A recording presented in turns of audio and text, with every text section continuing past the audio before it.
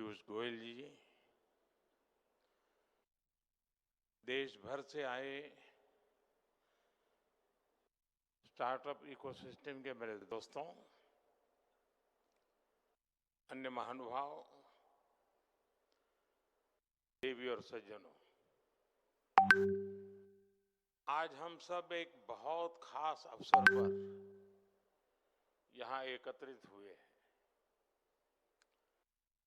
National startup day का ये अवसर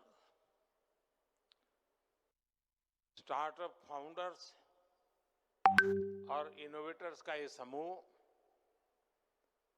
मैं अपने सामने नए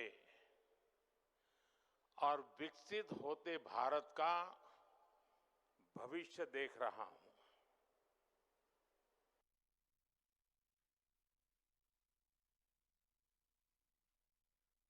अभी मुझे कुछ स्टार्टअप की दुनिया के लोगों से उनके कुछ अचीवमेंट थे, उनके जो प्रयोग थे, उसे देखने का अवसर मिला। कुछ साथियों को सुनने का अवसर मिला। एग्रीकल्चर में काम कर रहे स्टार्टअप, फिनटेक, मोबिलिटी का सेक्टर, हेल्थ और सस्टेनेबिलिटी का फील्ड, आपके जो आइडियाज हैं वो सिर्फ मुझे नहीं, हर किसी को इम्प्रेस करने वाला है।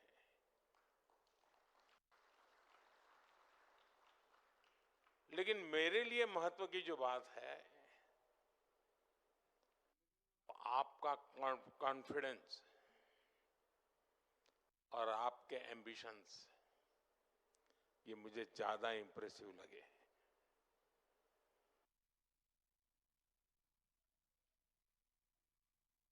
आज से 10 साल पहले विज्ञान भवन में एक 500-700 नौजवानों के बीच में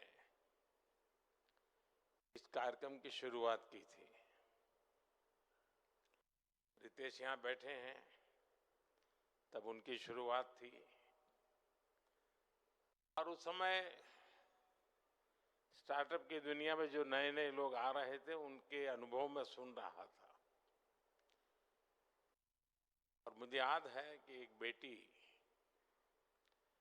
जो कॉरपोरेट वर्ल्ड में अपनी नौकरी छोड़ के स्टार्टअप की ओर जा रही थी, तो नौकरी छोड़ के वो कोलकाता अपने माँ से मिलने गई और माँ से कहा कि मैंने नौकरी छोड़ दी है। तो मैंने कहा क्यों? ये सब उसने उस दिन सुनाया था विज्ञान भवन में। तो उसने कहा नहीं, बस अब तो मैं स्टार्टअप करना चाहती हूँ। तो उसके माँ ने जो उसको कहा, वो उसने सुनाया था। उसने कहा सर्वनाश,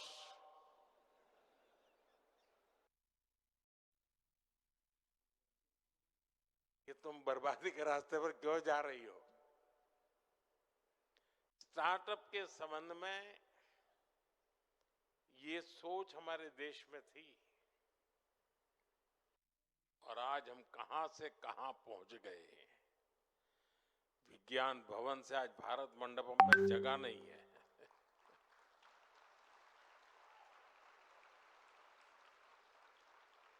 और मेरा सौभाग्य है कि मुझे इस एक सप्ताह में ही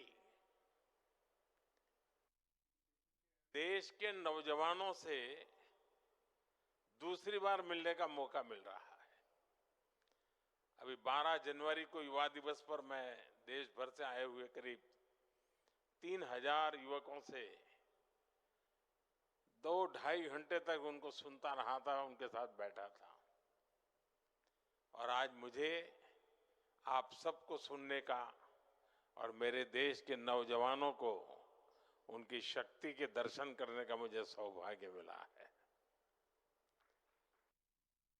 साथियों, सबसे अहम बात यह है कि भारत के युवाओं का फोकस रियल प्रॉब्लम सॉल्व करने पर है। हमारे वो यंग इनोवेटर्स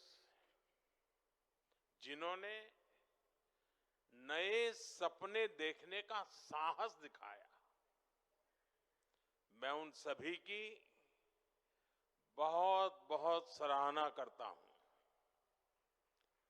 साथियों, आज हम स्टार्टअप इंडिया के 10 साल पूरे होने का माइलस्टोन सेलिब्रेट कर रहे हैं।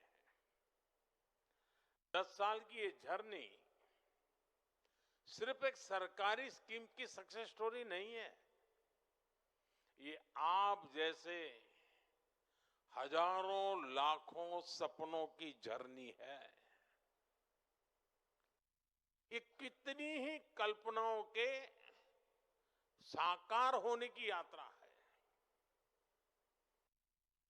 आप याद करिए, 10 साल पहले हालत क्या थे। इंडिविजुअल एफर्ट्स और इनोवेशन के लिए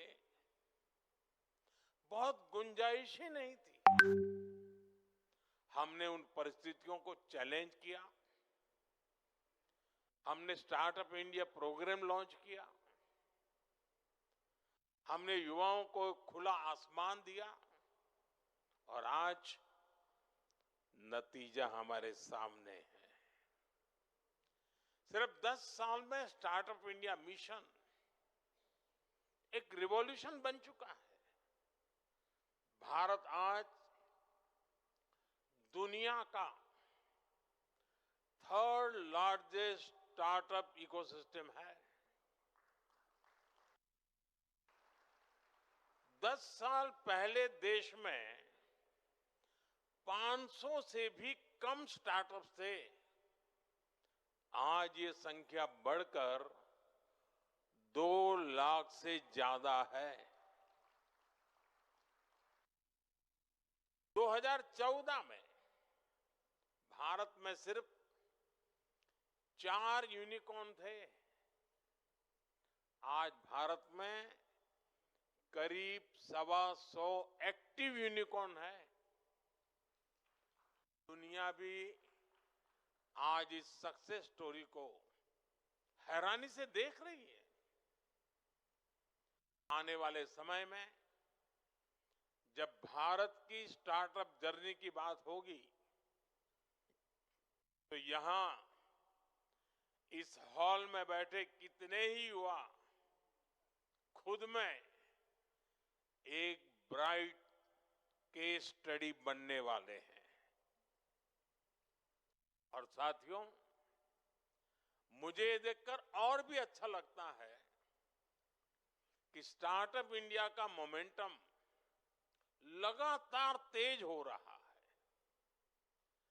आज के स्टार्टअप यूनिकॉर्न बन रहे हैं, यूनिकॉर्न अपने आईपीओ लॉन्च कर रहे हैं, ज्यादा से ज्यादा जॉब क्रिएट कर रहे हैं।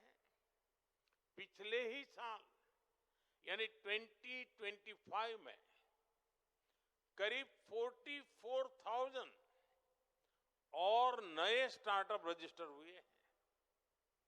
ये स्टार्टअप इंडिया की शुरुआत के बाद किसी एक साल के सबसे बड़ा जंप है। ये आंकड़े इस बात के गवाह है कि हमारे स्टार्टअप इकोसिस्टम इनोवेशन और ग्रोथ को किस तरह ड्राइव कर रहे हैं। साथियों, मुझे बहुत खुशी है कि स्टार्टअप इंडिया ने देश में एक नए कल्चर को जन्म दिया है। पहले नया बिजनेस और नया वेंचर केवल बड़े बड़े घरानों के बच्चे ही लेकर आते थे, क्योंकि उन्हें ही आसानी से फंडिंग मिलती थी, सपोर्ट मिलता था। मिडिल क्लास और गरीब के ज्यादातर बच्चे केवल नौकरी का सपना देख पाते थे। लेकिन स्टार्टअप इंडिया प्रोग्राम ने इस सोच को बदल दिया।